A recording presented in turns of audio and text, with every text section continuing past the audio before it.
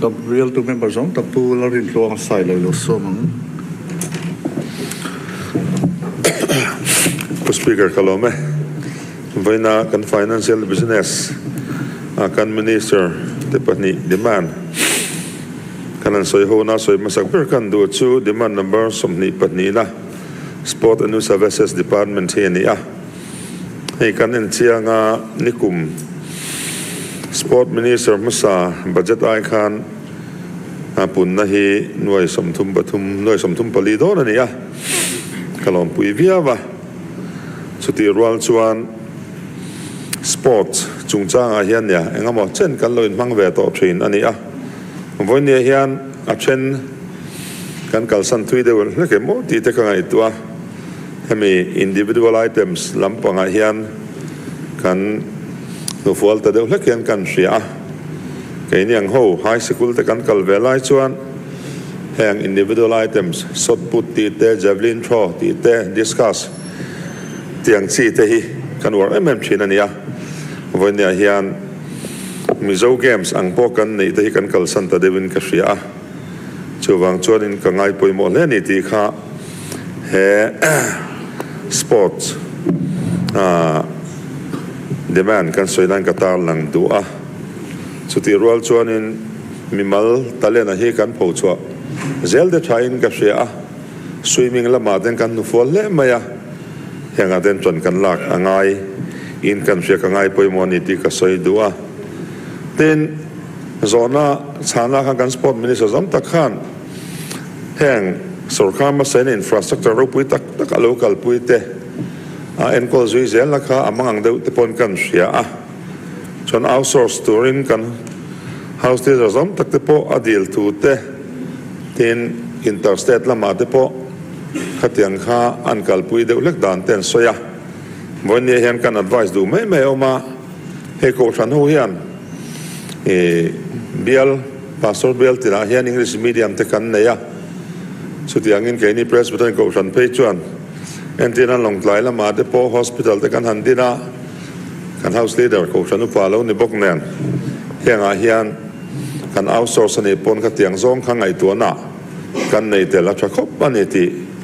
ka soi du ani chuwang chon ahu program lo leng ka ria sarkar ma saina ti tak zeta alo to na heng kan sport school han tiang chi de po khatiang zong khanin ko san ang te en kolani chuan en kim mai hi fel fai thin ani ti te po hong en kim a kan ria ni ti ka soi du chuti rol chon pu speaker voinya hian pelo chunga kan omfal de ulek vena oma ai bisom na angin voin kan session top na nia hian dina te poi bo sai ti ka ria ke pon kil ngai ka dua ma chu sian ten chen lo han sol san sok te po ka du mai thei ani chuti rual chuan hei demand American chief minister demand hian a tel thei tho in ka ria post speaker rem ti na in hei voinya hian he government notification kan muwa chuta chuan PCL Chandami chairperson Mizoram State Commission for Women hian ruan na ka muwa he ta hian chiang de mai na order han oma post speaker rem ti na kan chianga the Mizoram State Commission for Women Rules 2018 for a period of 3 years or till she attained the age of 65 years, whichever is earlier tia. Kum somruk panga chunglam pangani na hi katalang dua. Hey ama AMC candidate a declaration khania. Sarkar ma sakhan thil ti swal kan neya. Kan minister MLA zam tak puzo than tluang MLA lo ni khan Youth Commission chairman in kan ruata. Ama chukum khalo over lo maya.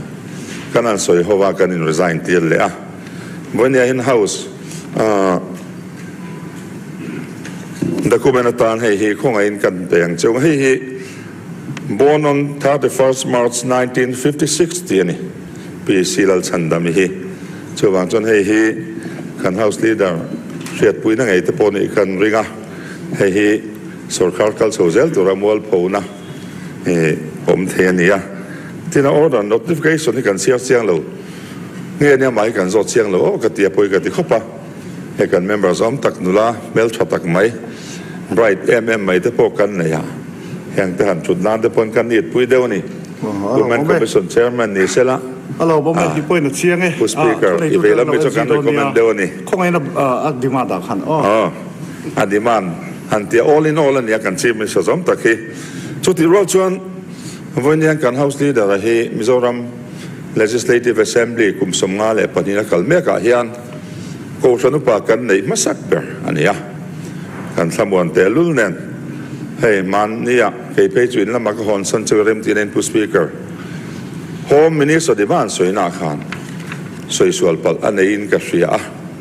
khalo tong chai pui veni ke ponin lama changin kut vung ber bur ti le ke vungan soi kha atong fu thei mi alowa mi zo zinga hen mi zo tong thiam pol ani ka ringa chu vain kha tiang nga IR battalion chung changa soi kha house record ten pu speaker omlo selaka duani lakin zela til chalo ani in ka ria tena ma poyan khongain kuat lama la lo sela na kana wind up na khalai atong kha house a yan record om lovin yanga mohan soi fia fel faide ulak na nei sela tha in ka ria kan police kan IR te hi battalion nga kan ne ka chetangin Mizoram state ta leo kan nei a hi MAP battalion tu mane maya voinia hian gundor local sela IR nei lo te la min ching bit vet theyang so de khop chuan kan men process che me mani central inarem ti danga IR battalion panga kan nei owners ane tu state sarkar kan ni election commission min deal point kan duang chin kan thom chin sarkar salama tin ram ri boy lai po khanin bihar lam in sanna tur talang on ti pol kan sarkar kal ta khan ram ri boy kan nayam kan in dai lo ti lo nol maya chuwang chon hei an ni netaka chuan anei tu kan ya 50-50 na lo hi central ne na state kan tum kha ania chu henga hian advisor nga tel helaman advice om takania finance lam in tlan sek tu mangzong hian kan tlan ma mai mo kan ti deva chuwang chon kan civil service takan house ti dan ni boka hi mi shingania mi perfect ani bik lova soisual ve theni monia hian ka khoi khop maya pathian in rem ti lo nin ka ria an soi chawa kut vung ti le ke vung an soi fu thei lo te kha ka lo khoi em ani chuwang chon house ko ta in pai ni sela ka du ni ti he animal soi nen ka soi du ni ti ka soi du a ten legislative assembly niman number 1 hi soi kan du le lai chu in pek na pu speaker hovin he kan commissioner tenen anasa le in ka ria achang chuanin kan le khalo ka la hi atlai khop maya kan business nak tu ka miang hi zandar khat dia te ke ni aizol po veng tlan noi de omtan pe chuan lo men pe lo khop ten ya ma so tin takin na in thoka ro pui ka tia chuwang chuan nang le commissioner staff ho chunga lom tu ka soya heti khopa in pek nan sa hi department hian department dang hian an ton sela kan ram har sada tam taka hi kan ching felang ti ka ringa ni ti ka soi duwa chuti roll chuan hemi demand number 15 na general administration an toy ten soi ka duwa dam lo na wanga mo family thila engamo kan zirin Mizoram house hi mizo zong hian kan be sei tlang pui ani businessman sumdong ho po in hian kan house administration te kan enfia apoi mo le in ka ria pu speaker ruling ni la hian mitadel duang reng viau maya house kan sore vai nam dang ni tlang pui lo the lo wa angai poi mo le to shakop maya helai hian ka ngai tu na akal tu yang reng thin khop maya min viak that viau chuan ruling kan lo nia min viak that lo viau chuan opposition lam kan lo ni chi kha lo nia an tia rang tiam khop maya heng thleng hianin kan ngai tu na kan enjoy tha in ka ria ni ti ka soi du a tin chuti rol chuanin demand number pasarina excise and narcotics ka ngai poimo le mai kan minister te pon ngai pui mo kong sang ma chun na tho tak tak na nei lawa voin ne hian so nei min runa chung ko tin kan ruma chung ko tin a hian yang mo kan fa te po black ship du kan nei chewani chuwang chun kut ke vung nam tak omna ram kan ni mek lai hian tu family ma hi yang ani fel fai kan omlo chuwang heng hi kan thuam chak ngai le in ka ria voinya kan men pros nei anga chon ti ngai namlo